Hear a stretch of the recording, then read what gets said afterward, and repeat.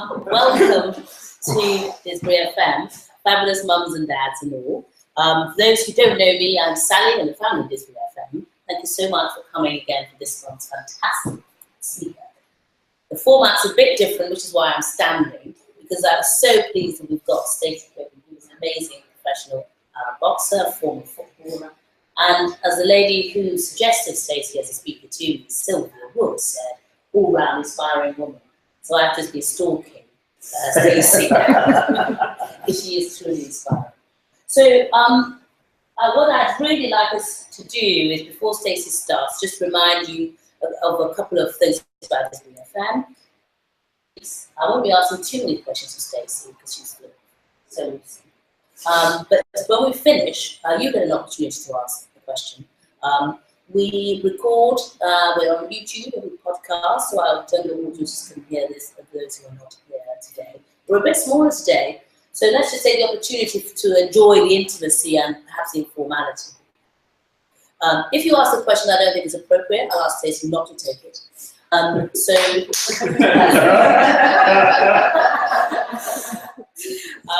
otherwise, I hope that you are enjoying it. We've got a raffle. The charity this week is Francis House, who gave generously, and the prizes, two prizes, one donated by Didsbury House Hotel, which is afternoon tea for two at King Street Townhouse, and the other one is £50 gift voucher of a night at Food Source, which is a grocery entrance at the waterside hotel. Other than that, welcome. Can I ask you to turn your phones off, and including myself, and so on and so forth. Okay, so I have to stop being creepy now. Stacey, DidsburyFM, fabulous mums and dads, and all. I was about 8 years old here, and I've got really short hair. It's actually a bit of a shocking bowl cut, so it's probably better that you can't see it close up. But the reason I had that is because at the time, they didn't, it was in the 80s, I was born in 1981, I'm 35 now. They didn't have female football teams because the sport wasn't recognised by the FA. They had some, but very, very few. Certainly not in my area where I lived at the time. And they didn't allow boys and girls to play football together. So I had my hair cut short so that I could play. Nobody really questioned it because I think you can get away with it to a certain age. Plus, my dad was a boxer and he was on the sidelines, so I think that helped people not questioning. This is me in the boxing gym. There's a similar story there. It was actually illegal for women, full stop, to box back then. So this is me watching. That's my dad sparring, and that's me watching. I absolutely loved everything about boxing from the minute I went to the gym. My granddad is 84 now and he's run our gym for over 40 years. My dad was a boxer, or my cousin's boxer, very much part of my family. So it was normal to me, really, to want to do it. And from the minute Granddad took me in the gym as a 6-year-old, I loved everything about it, the sounds, the sights, the smell, people punching the bag, the skipping ropes, everything. I just loved it. And I did everything that everybody else did. I did sparring with the lads, I did all the training and the circuits, went to all the shows. And I got to sort of the age of 11, which is when you can, generally speaking, start to box. I sort of said to my granddad, you know, I'm ready, I'm ready. And he was like, oh, you can't box, kid. And I was like, well, then I can't box. And he said it was banned for girls, it's illegal. And it didn't really make sense to me because I didn't do anything different to anyone else. It just happened to be a girl. But I was starting to learn that things were very different for me, particularly in the sports that I happened to fall in love with. And it's carried on. There's been a definite theme throughout my career. There being sort of one door shut after another due to being a female. Whilst I was at school, I really, really hope it's much better now for young girls and boys, for that matter, that are going against the grain of stereotypes for gender. And this bit, I've put quite a bit in about this gender stuff since I did mention mums and dads in the email. And yeah. Those are the very people that can have the biggest impact, I believe, as well as people like myself in schools, in teaching kids that these barriers ought not to be there for boys and girls. And I got called lots of names at school. The most popular was boy, she-male and shin, that I got called all the time because I don't think we could quite work out what I was. because how could I be a girl who liked boxing and football? It didn't make sense to anybody. So I did get a lot of name calling. And for a long time, I questioned myself and thought, am I a boy stuck in a girl's body? Like, what's wrong with me? I'm just a freak. And eventually I realised that some of these people, Natalie Simmons, Muhammad Ali, Sugar Ray Leonard, Brian Giggs and David Beckham, these were some of these sports stars who I looked up to and really, really wanted to be like. And it took me a while to figure out that I wanted to be like them because I wanted to be a really, really good boxer and a really, really good footballer. I didn't want to be them because they were male. It was nothing to do with that. And eventually I kind of figured it out, that why would I want to be an ordinary boy when actually I was already an extraordinary girl. But it did take a while, and I did feel, like I say, like a bit of a weirdo, a freak. I was always wondering what was wrong with me. And there wasn't anything wrong with me, just there weren't any women for me to aspire to, because there were no female boxers or footballers that were out there then, you know, that I could look up to. None of that put me off. Thankfully, my love for sport was so deep and within me and ingrained, and it didn't put me off. And I was really, really fortunate with my football career to play for my country. And then, as I just mentioned before, I went on to play in America on a sports scholarship, which was an incredible experience. And I saw some amazing places over there. I got to be there. You know, as with anything, if you live in a country for a while, even if you're there just for work or just for sport or whatever, there's other things that come from it. So, for example, I was there when Obama got elected, and I was in the city of Austin at the time, which is a bizarre place because Texas is very, very Republican, very right-wing, quite racist, and yet Austin's mega liberal and everything, and it's quite a special city. And it was just phenomenal to see all of the students, you know, Black, Hispanic, and everybody out on the streets crying and celebrating and stuff. So my experiences of sport abroad went far beyond just kicking a ball on a pitch, thankfully. I spent some time playing in Brazil, which again was went far beyond sport, although it was somewhat of a pilgrimage for a footballer to go to Brazil. But spending time in the favelas and the slums with the children there was a real eye-opener for me. One, that people live like that because we don't have poverty on that scale exactly here, where they were just tin roofs as far as I could see, and there was sort of living in such close proximity and very, very little. So that was a real shock for me, especially when there was gigantic houses within a couple of miles, but also their disposition, and they were the happiest, most optimistic, wonderful people that I've met. So it was an amazing experience there too. And then I finished my playing career in Sweden. I was there for their election as well, actually. Yeah, that was, I mean, completely different culture to America and to Brazil. So I was really, really fortunate. I got some phenomenal experiences. Then I came back in 2010 and I met with my dad at Cafe Rouge on Deansgate, as we always did. It's like a little thing where we always used to come home. And I said to him, I've pretty much done everything I want to do in football now, Dad. You know, I had three things I really wanted to do: was play for England, play in an FA Cup final, and play abroad. And he said, okay, you're going to settle down now and start a career and all that. And I said, well, probably, but there's something else. What do you want to do? So I said, I want to box. And by this time, of course, women's boxing was legal. And not just legal, but it was, they were thriving, you know, doing really well. And we had an England team, there was lots of opportunities. And I said to him, you know, I've waited all my life for this chance, and this is my time. And he sort of did this like nervous cough that goes like this. And then he rang me about 3 days later, and bless him, he seemed to interpret that conversation as me asking if I could boss. And he was a bit mistaken. He was like, I've been thinking about it, and I was like, thinking about what? Anyway, I think it's okay that you're in a box. And I'm like, was it this? So I said, Dad, I wasn't asking me, I was telling you, this is what I'm going to do. Oh, right, yeah, well, all right. So anyway, he was brilliant, and he said, you know, if you're going to box, he said, it's not something I want my kid to do, because I know how hard it is, but I want to support you and give you all the knowledge and experiences that I've got, because Dad was an England boxer and a professional himself. He said, I'll do everything I can. So he's been amazing and supportive, as have all my family. So in the last 6 years since I've started competing, I've been to some more places I definitely would have been to. Japan, Korea, Kazakhstan. Wouldn't recommend the food there. Romania, Norway, loads and loads of places that I'd like to say some I definitely have been to. So it's been a fabulous experience. The peak of my amateur boxing career was definitely getting the silver at the European Championships.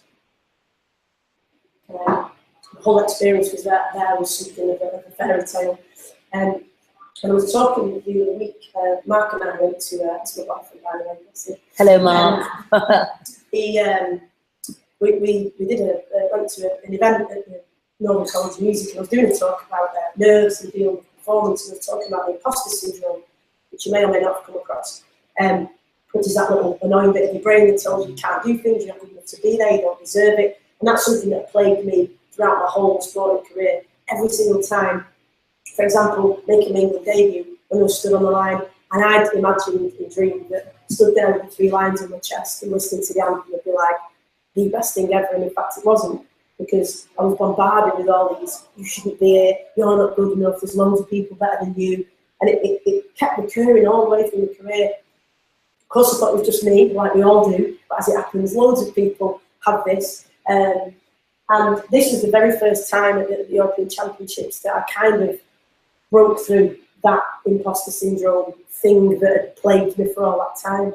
And I can honestly say that I did have help with the sports psychologist that was there, and I said to him, I've got this weird thing, and it was amazing because he said, everybody goes through that, and I was like, really? And he explained why your brain does it, how you can sort of, he said, you can't stop it, but this is how you can deal with it, and it was amazing.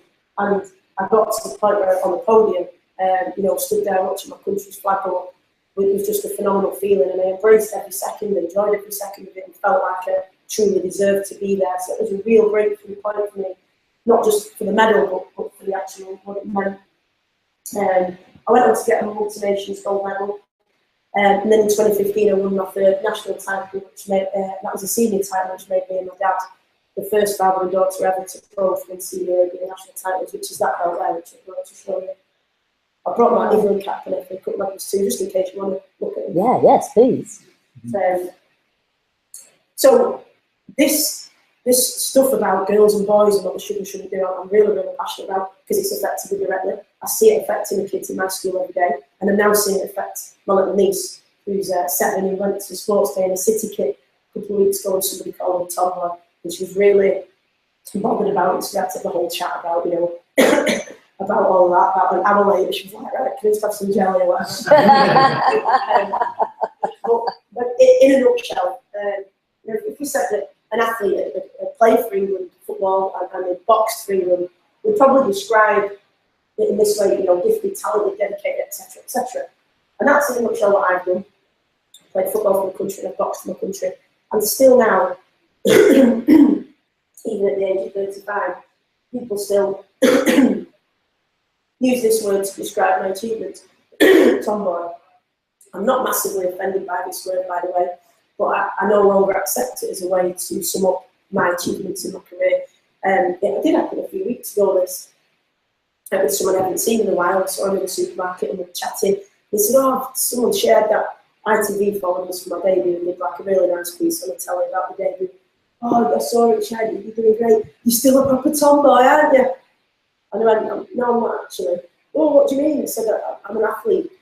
That's like what I do. I get up every morning and train. My whole day revolves around it. I train every night. I make loads and loads of sacrifices. And the time that I'm not doing that, I'm doing things like this to hopefully try and inspire other people or help them along their way, whatever it is. So, no, I'm not. It's a long time since I put dungarees on. I went and net worms in someone's garden. So, no, not really. I'm not a tomboy. It's something we do need to start breaking down, because it's not a way to describe female athletes. Or girls who do other things like in STEM or computing or whatever. And in fact, me and my dad went to watch a talk by Roberto Duran, one of our boxing heroes, a few months ago, and I met this lovely guy afterwards who came up, and me and my dad did like this talk at the half-time interval thing, and he came up after me, oh, it was great, and you and your dad have got a relationship like me and my daughter, we're dead close to it. I said, oh, that's brilliant. And he went, she's just like you, she's a right tomboy. And I said, all right, okay. How old is she? 8, so that's great. We've got that in common, even though we're like, I'm a woman, as it happens. But so I said, okay. I said, what makes her a tomboy? And oh my God, this man opened up with the most immense pride you could imagine about all these incredible things that his little 8-year-old girl does. He's like, she does this coding where she like can make things, you know, gadgets, and she's made inventions in the house. She's done this, she's done that, she's won an award for it. It was unbelievable, like all the stuff that she'd done. And she finished talking, and I said to him, can you really do me a favour? Because he said, can I have a photo? And I went, only if you do me a favour. And he went, what is it? I said, can you please never, ever, ever refer to your daughter as a tomboy again? Well, I didn't mean it that. I said, no, I know you didn't. I said, but you didn't tell me anything about your precious little girl, anything whatsoever. You just gave her a label. Yet when I asked you why you gave her that label, you then told me all this mega stuff that this incredible little girl has achieved and done and aspires to do. So next time you're speaking to someone, just say, I've got a mint kid, and just explain why. Don't give her the label of tomboy. It doesn't mean anything. So hopefully it's going to do that. Things are changing. This is Catherine Switzer in this picture. If you can't see the picture, this is a woman running the Boston Marathon in 1967 while somebody was trying to drag her off it because it was illegal for women back then as well to run. In fact, for a long time, they didn't let us run more than 200 metres because obviously we died if we ran a marathon. That was scientific belief that if we ran a marathon, we would die, which is strange since I've not been through labour myself, but I imagine that's probably everything, you know what I mean, that a marathon could do for you. But and we give birth to all the marathon runners, don't we? So male or female or in between. So thankfully things have changed, and as a 70-year-old, Catherine Switzer just did the Boston Marathon this year, and afterwards they retired her number 261. I think they've only retired 3 numbers from the Boston Marathon, so it's a pretty big deal. And it was phenomenal, like loads of people cheered her in at the end. And it just shows you that now a 70-year-old was just in a marathon where we used to think we'd die. How ridiculous. Social cues are so important, and this is where parents and school staff like me, in my role, is just so important. This is Ruby, my little niece, who's obviously the best kid ever born, obviously, who I adore. And I was at a school event with her about 18 months ago. 7 now, she's about 5 here. And the teachers were asking the little kids what they wanted to be. And she said 2 things. One was a mermaid, because at the time she was into Ariel, that's all out the window now, it's all One Direction and Little Mix and like the Little Mermaids, like just for kids. And but at the time, she loved Ariel and Little Mermaid. And when she said this, the teachers were like ecstatic. You know, oh, we love Ariel, we really love her and all this. Of course, she did, you know, turn her back on her entire family for a guy, so she wasn't really that loyal, but anyway. They were buzzing that she wanted to be Ariel. Oh, that's fantastic, we love Ariel, did you? What else do you want to be? So then she says, a boxer, right? And the teachers, I don't know if you can see this, kind of face at my little niece. And without meaning to, they told her that this was okay to be, and this wasn't. And I don't know about your family, but in my family, we don't have any half woman, half fish, mythical people. a few nutters, but no mermaids. Yeah, her auntie is a female boxer who has represented the country and been, you know, all over the world doing it. So to her, it was a thing, and they actually, without meaning to, taught my little niece it was okay to want to be a mermaid, but not a sportswoman. Because it's really, really powerful, the messages that we give to children. This is my hope for her. This is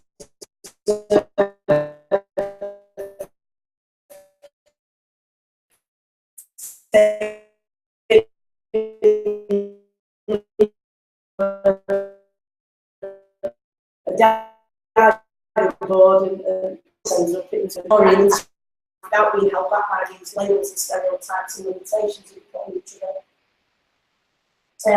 I don't know what careers everyone is involved in here, or but certainly if you're involved in raising children, then this is an important one. That the Inspiring Women campaign that I've been involved in for a few years, go into schools and talk about different careers that are available to boys and girls.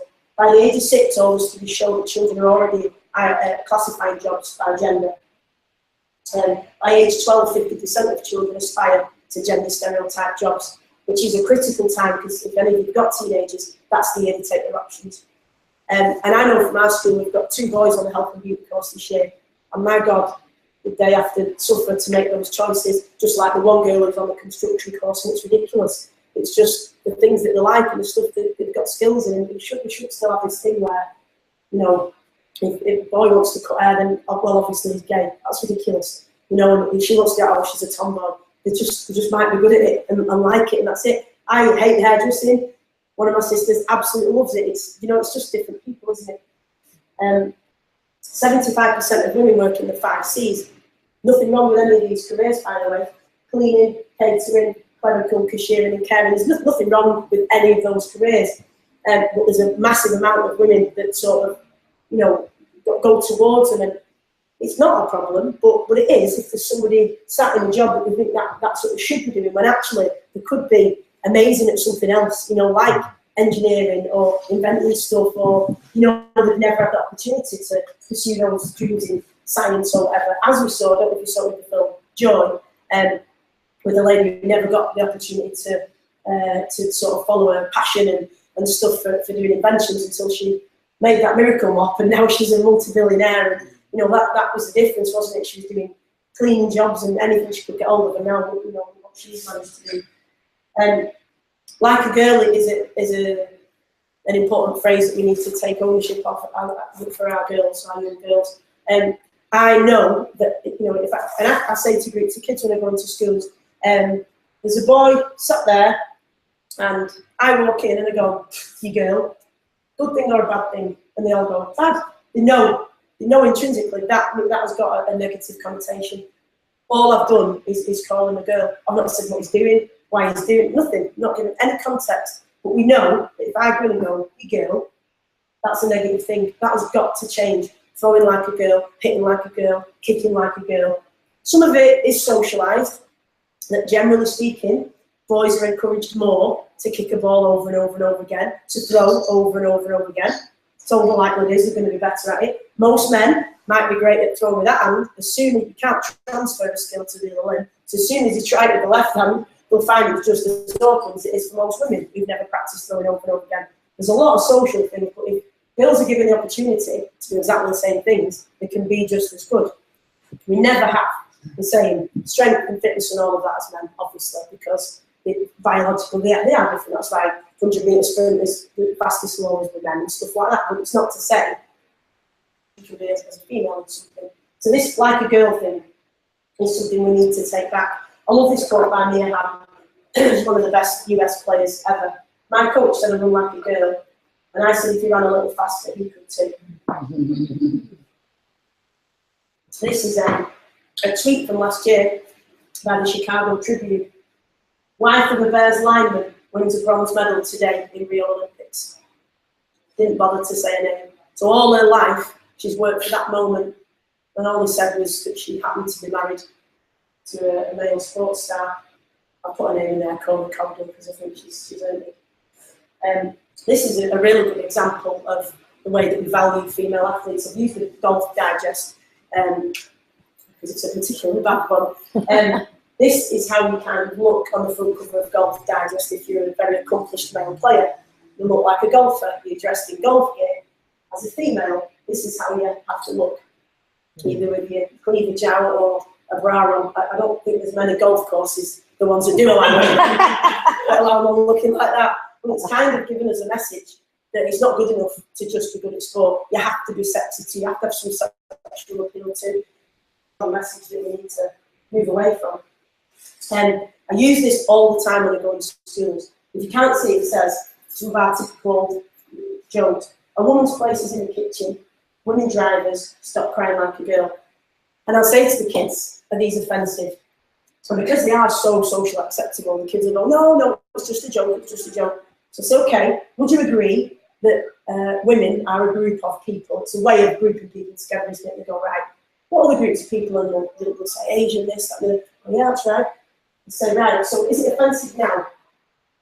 Stop crying like a homosexual. And they'll go, oh, you can't say that. We go, okay, what about this one then? An Asian's place is in the kitchen. Oh, miss, you can't say that, you can't say that. And they'll go, right, disabled drivers, that's well bad.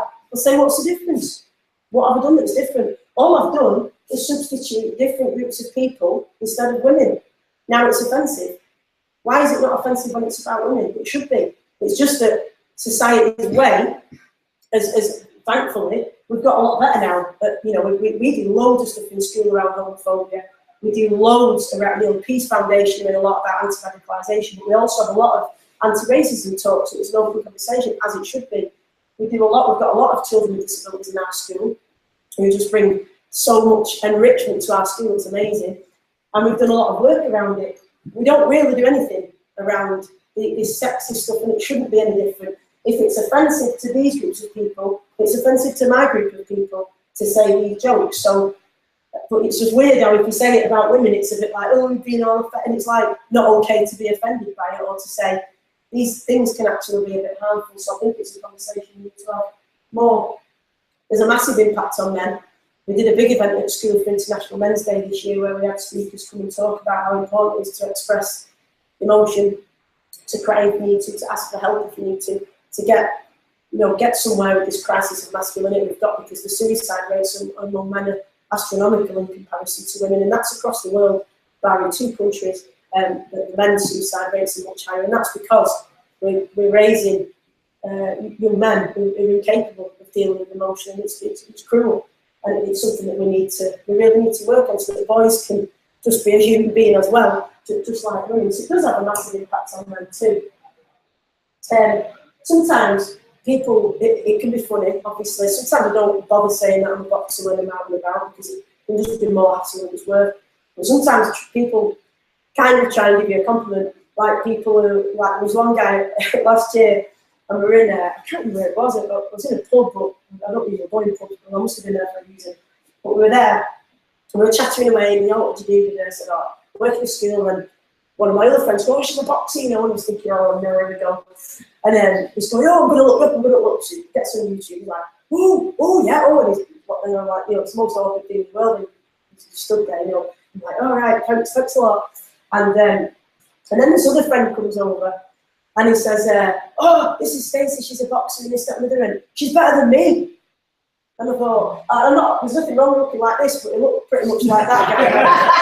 And I kind of stood there looking at him, and I thought, is that meant to be a compliment? That, like, this is what I spend all my time doing, like, trying to be a really good boxer.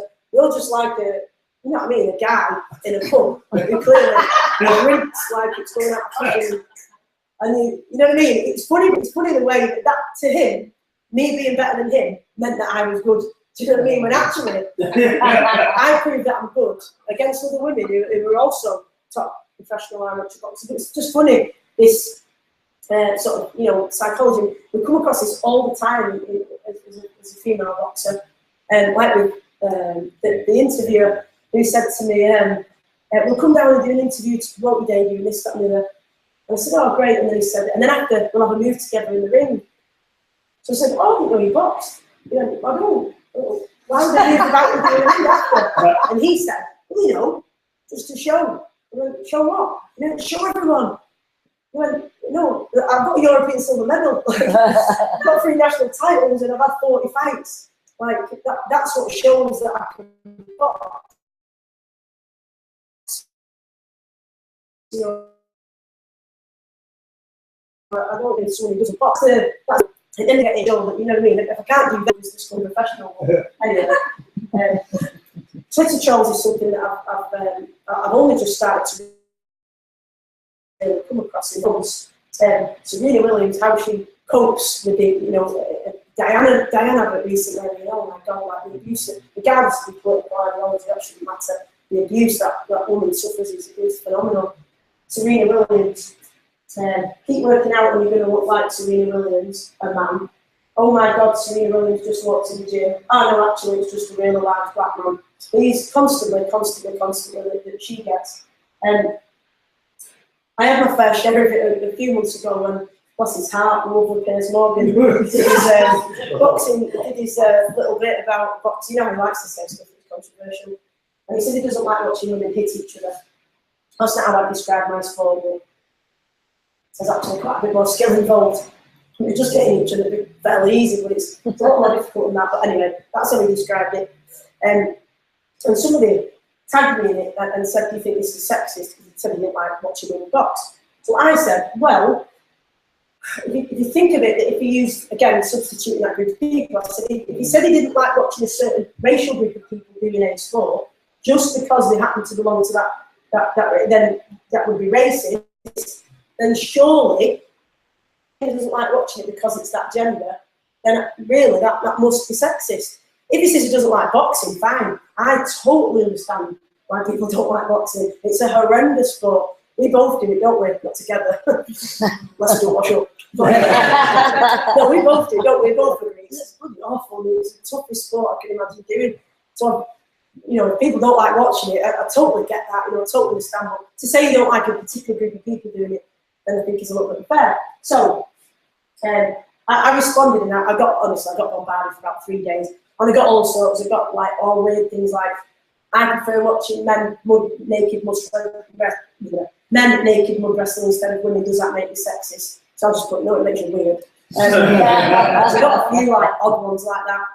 And I got this one, Stacey, what do you do when you're not being offended? Use my name. I hate that when, you know, when people don't know me, it's like a bit patronising, isn't it? And usually people put the end, dear. Like, all right. So yeah, Stacey, what do you do when you're not being offended? So I put, I win medals representing my country. What about you? And you didn't bother replying. So some of them I have replied to, but generally it's not worth it. Yeah, it's a bit of a strange thing. It does make you annoyed at times. And it can get you down, you know, when you're trying really hard to do your best and do well and you feel like you're doing a good thing and people are writing these horrible things and you think, God, what have we got to do to prove ourselves? But you've got to ask yourself, whose opinion counts? This is how I imagine a Twitter troll. I know they won't all look like this, but you know, kind of a weird-looking, creepy person with like a piece of pizza and an energy drink in a dark room. So I have to ask, is that whose opinion matters? And really, it isn't. They bother us, and we've got to be honest, it does bother me. I don't want to be, you know, the opposite of that, where it doesn't bother me at all. Because then I think if you end up shut down in that way, then you can't give as much either. And part of what my greatest privilege as an athlete, is doing things like this. And you put yourself out there for that, you know, you could all go on Twitter after if you wanted to go. But then you don't get those people you can make that connection with. It's never going to be worth it to not do that. So finally, I just want to share what counts for me. I love this saying, I'm no longer accepting the things I cannot change. I'm changing the things I can no longer accept. I was waiting for ages for other accomplished amateurs to turn over and go professional because I knew once a few good ones did it, we could change the way that people viewed certain women's boxing on the professional scene. And I was waiting, I was thinking, come on, someone do it. And you know, then I thought, why not me? I need to be a pioneer in my own sport.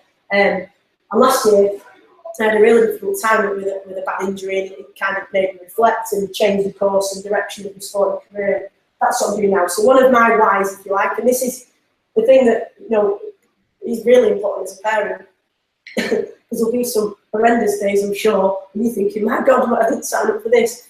You know, at every age, you know, from being babies all the way through, so as it gets worse when they're teenagers, and we have to help you deal with them at school. It's such a tough job, and I think that's where you've got to fall back on, like, sometimes it only comes down to the fact that you love them, same as at school. Why am I putting up with this? We love these kids, and that's about all you can fall back on, but there's always a why to why you're doing something and what you want for your children and what we want for our children at school. So my why is this, wanting to change things in sport. I've just started a project called Pave the Way, which we started in Women's Sport Week, which we went around and did loads of stuff in schools with primaries and some community groups and stuff about helping girls and women to reach their potential from sport. So that's a massively important thing to me, to inspire others. This is the injury that I was talking about last year, where I went for a routine surgery on my knee. I got it in January, so I was getting ready for the World Championships. And I had this surgery in April. It should have been a 4 to 6 week recovery. Unfortunately, I woke up with a secondary mechanical burn, which was just horrendous. To add to that, I was sent away daily. They've been telling me it was just a mark. I exaggerated, I was going a week. And eventually, I was really ill, wasn't I? Throwing up, hot and cold shivers, had to be rushed to A&E. They put the wrong dressing on and ripped the chunks of my skin off my leg. It was awful, wasn't it? It was just terrible. So I missed the European Championships as well. To cut that long story short, I did file a full complaint with the Care Quality Commission and sent inspectors in. And it turns out it wasn't a genuine mistake. Sadly, this happens all the time. People were, when the inspectors went in, they found the people in charge of people on aesthetic were just popping out to the shop. So whilst I thought it was a mistake, someone was obviously off watching power people or something. But so yeah, it was different than what I thought. But this was obviously a big key turning point for me. That I missed the World Europeans. We're only there for 2 years for women. And in my sport, my weight isn't an Olympic weight category. It's not a Commonwealth Games weight category. It's not a European Games weight category. So we've still got a long way to go to be equal for women in the amateurs. So I felt like there was nothing more I could do in the amateurs. I was devastated by an injury, and that's kind of what propelled me into turning professional. This was me on the pro debut a few weeks ago in Manchester, which I won. This is Ruby. I've got Ruby and Eliza, my 2 little nieces, and I've actually got a little sister, Poppy, who's 3. And these are the little people in the family who I want to be someone positive for them to look up to. So that's a really, really important thing for me. I want to make my family proud. This is my mum and one of my sisters, them nutters that I was talking about, who came to the airport after the Worlds to meet me dressed up as boxers. So like, your mum was like, yeah, they're the people who support me day in, day out, as does all my family and friends. They're the people who I want to make proud. So that's a big why for me. Girls empowerment, for all the girls that are told they can't or think they can, just like I was and did, I want to show them that yes, they can. Obviously, having a positive impact and inspiring others is, like I said, my greatest privilege as an athlete and a human being. So going into schools and doing some class, one of the best things I could do at the time, I believe. And then making a difference. When I realised I couldn't go to the Europeans, I knew that the half term that we had in October, when I would have been up at Sheffield at the GB Boxing Centre, I knew I wouldn't be able to go there. I knew I'd be a right old miserable bugger since I couldn't go there. So Mark and I went to the Calais and Dunkirk refugee camps and did a week of sport with the children. During that summer when I was feeling really miserable and all sorry for myself, why me, this isn't fair, and it happened to come on the TV, this special about specifically the children in the camp, and I thought, this is what I need to do with that week. I need to go and help. As it happens, the very day that we set off was the day we were closing the Calais camp. The scaremongering in the media was unbelievable, wasn't it? And they'd asked for emergency supplies for Paris for these families that they'd basically left on the streets in Paris.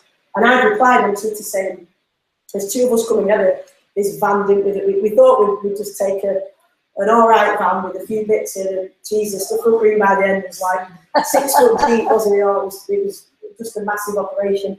And we took this 3-ton van full of stuff. And the abuse we got on Twitter was, well, I got on Twitter was unbelievable. You're a traitor, and I hope you get raped. So that made sense. That I was being a traitor to my country, at my own countrymen, culture. It was really weird.